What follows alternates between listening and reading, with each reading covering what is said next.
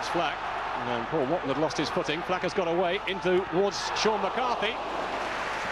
Well, an early opportunity for McCarthy against his former club. And what a story that might have been. Argyle applying the early pressure. Good turn from Phillips. Looking to deliver the cross deep towards Frio. It's a little too high for him.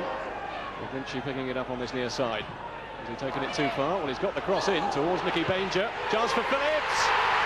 And Martin Phillips has put Plymouth Argyle in front against his old club. What a start for Argyle. Less than 5 minutes played. And Phillips celebrating. He's delighted. His second goal for Argyle. Well, he's never been a prolific goal scorer by any means, Martin Phillips. It was Brian McGlinchey who set it up. Did very well to get the cross in towards the far post. It fell for Phillips. And he tucked it firmly into the corner. Very good work from Brian McGlinchey. The Exeter players just appealing as if the ball might have gone out. I don't think it did. The referee didn't. And that one will count. Plenty of big men forward for Exeter. Curled in towards Steve Flack. In fact, it's turned in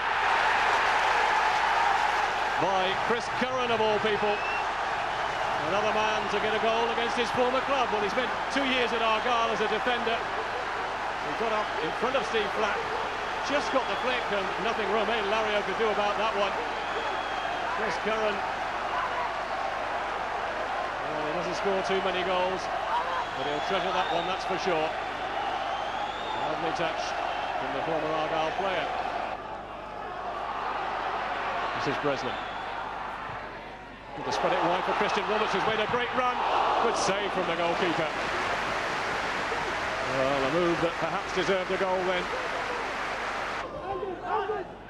He's getting the chance now. A chip towards Christian Roberts. Besweatherick will want it to run out of play. It's not going to, though. Roberts has nicked in beside him. And now Jeff Breslin in there. Can't quite get the shot away. It'll come for Roberts. And it's in the net! Christian Roberts strikes a second for Exeter. Oh, Argyle have only themselves to blame. Some sloppy defending then, creating the chance for Christian Roberts to score his second of the season. Well, it was Roberts' persistence which paid off. He nicked it away from Besweatherick in towards Breslin. Shots 1 and 2 blocked, and eventually it came out to Roberts, and he made absolutely no mistake. Tucking it into the corner, and again Lario left with no chance.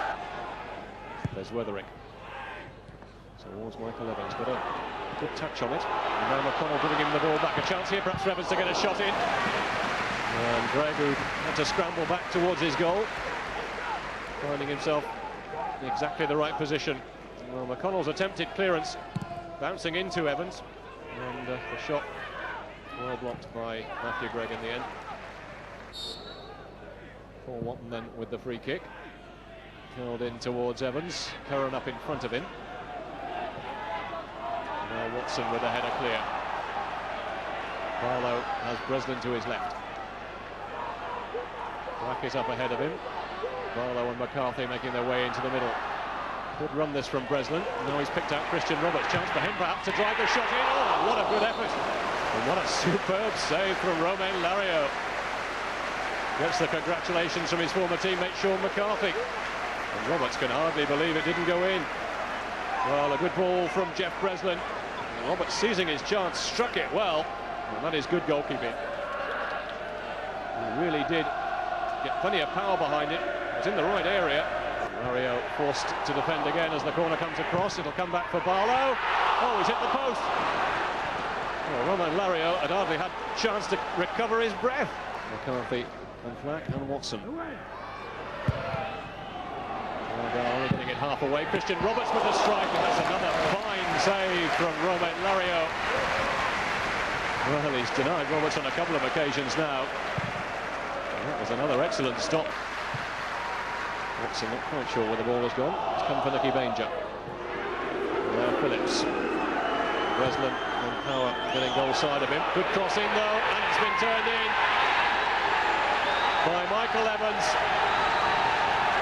Well, Martin Phillips provided the cross for it. Michael Evans getting the equaliser. And again, I think you have to ask question marks about the goalkeeping here. Phillips delivering the cross, Greg coming for it, not getting there. And a simple tuck-in from Michael Evans.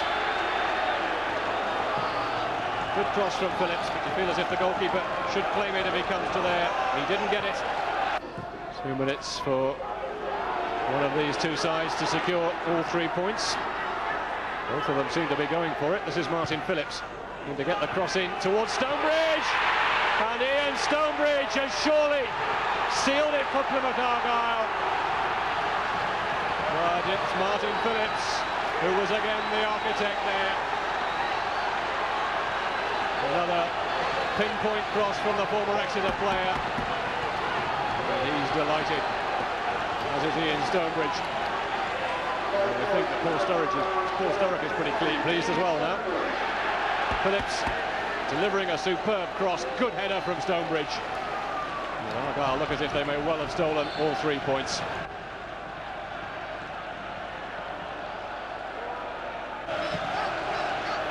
Lario getting the ball forward, and Dermot Gallagher bringing down the curtain on what's been a pulsating Devon derby.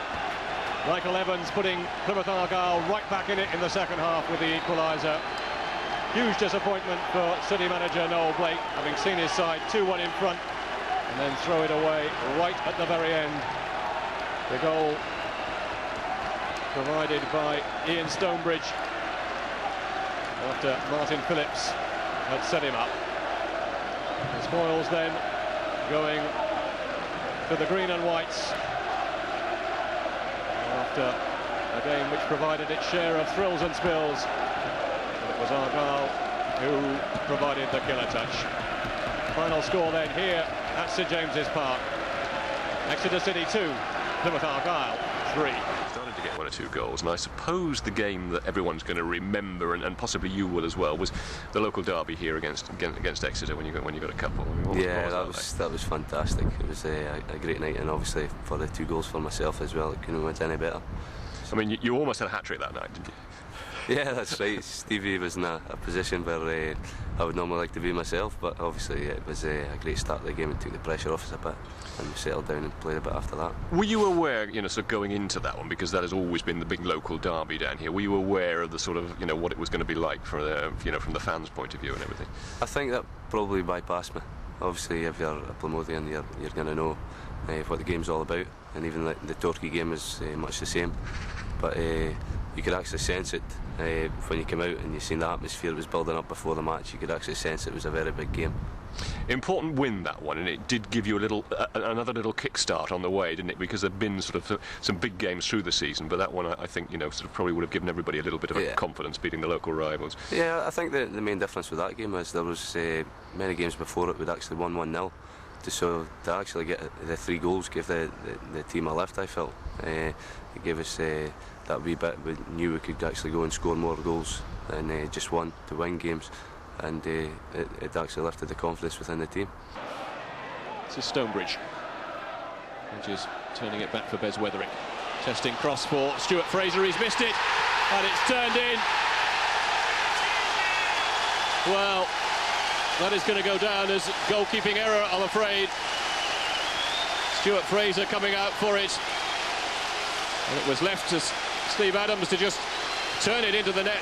The simplest of chances. And Argyle in front.